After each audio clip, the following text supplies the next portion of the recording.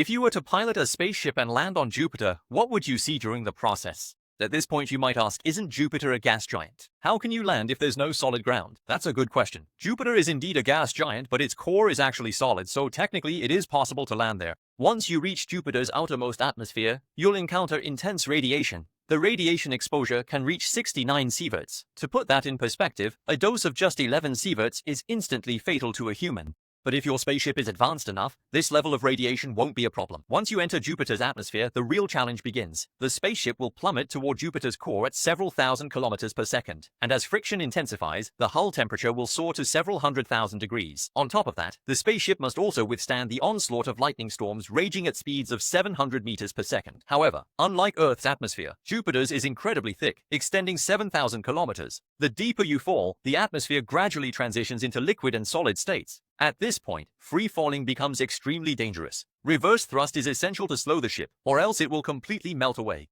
But the problem is, reverse thrust would subject the crew to several hundred times Earth's standard gravity, which could instantly kill them if it gets severe enough. As the spaceship continues to fall, the atmospheric density outside increases, eventually turning into a liquid. At this point, the spaceship is like a torpedo, plunging beneath what is essentially a sea level. As the descent continues, the liquid gradually becomes more viscous, making it difficult for the spaceship to move. At this point, it's no longer accurate to say the ship is falling into Jupiter. It's more like it's stubbornly pushing toward the core land. Now the spaceship activates its super engine and begins drilling toward Jupiter's core. As the drilling continues, the spaceship will encounter a real challenge. Not Jupiter's actual land, but metallic hydrogen. Under extreme heat and pressure, hydrogen becomes metallic. Unless the ship breaks through this metallic hydrogen like an icebreaker, it will be stuck. After passing this layer, the ship finally reaches Jupiter's core, its true surface. Here, temperatures soar to 70 to 80,000 degrees, and pressure is tens of billions of times that of Earth.